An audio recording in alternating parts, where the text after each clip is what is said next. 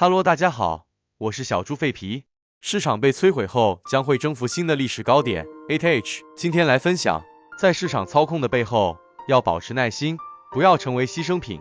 本片内容取自作者 Alex Swayze， 并由深潮 TechFlow 编译。市场上究竟发生了什么？本片将以 Alex Swayze 的第一人称进行论述。市场上发生了什么？看起来一个大玩家正在设下陷阱，鼓励人们成为退出流动性。这次下跌是注定要发生的。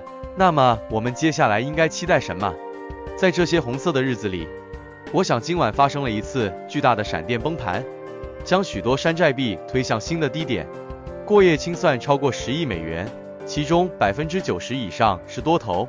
许多人认为这发生在标普500下跌的背景下，还有各种我不想讨论的地缘政治因素。每个人都意识到全球局势，并理解当前的环境。然而，我想分享我对市场另一面的看法。市场就像一场大游戏，主要参与者可以用最小的努力操控价格。世界各地的新闻往往成为这种操控的工具。是的，你没看错，在大多数情况下，新闻是工具，而不是结果。最近，负面新闻的激增在市场上造成了恐慌，操控者利用了这一点。然而，我相信情况比简单的针对在这次下跌中被吓跑的指手更复杂。关于即将到来的山寨季的观点开始广泛流传。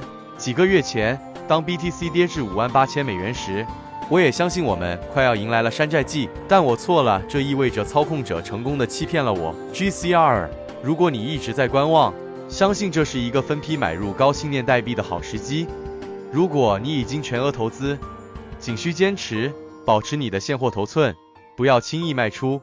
有人说，清算是杠杆交易者与富有现货买家之间财富的转移。我本来在享受社交媒体的静默期，但不想看到我的兄弟们在未来依然光明的时候被震荡出局。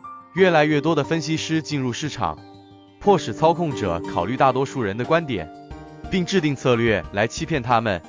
经过多次头脑风暴，我得出了这次强烈闪电崩盘的真正原因。随着来自各方的山寨季观点，人们坚持持有自己的资产，并准备在每一次新低时买入。然而，市场无法在太多乘客的情况下增长。不幸的是，大多数人最终将会损失惨重。当操控者意识到人们拒绝出售时，他们会安排一次重大闪电崩盘。看看 ETH 的图表，这次下跌看起来相当令人担忧。这次下跌引发了恐惧，许多人已经开始出售他们的持仓。然而，考虑到大量经验丰富的玩家，许多人也可能在这次下跌中买入。确实，对于那些相信山寨季的人来说，这似乎是一个吸引人的入场点。但这就是有趣的地方，许多人的持仓损失达到了70%到80%，而许多人已经耗尽了稳定币。对于这些人来说，进一步的增长将寄希望于平仓，以便在再次强烈下跌时低买。因此，市场在上涨40%到50%后将回到这个春季的平均水平。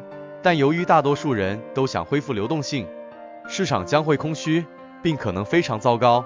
简而言之，市场将上涨，人们将担心再次下跌，开始在保本时出售，增加稳定币的比例。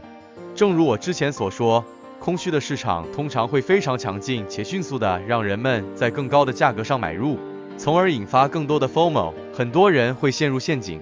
在最终的增长阶段，人们不愿意出售。当出售的时机来临时，许多人仍然相信无尽的增长，但那些坚持自己策略并避免情绪决策的人将会出售并进行多样化投资。那么，让我们总结一下，当前的闪电崩盘是一个大玩家再次操控市场，以抛弃大多数幸存者。在市场被摧毁后，将会征服新的历史高点 8H。大多数在良好入场点的人将会将自己下出市场，并在更高的价格上买入，也就是说，他们将变成退出流动性。这就是我想说的。当前市场的形态与过去的牛市非常相似。今天的下跌似乎是一个大玩家设置的又一个陷阱。目前，我将坚持截图中显示的计划。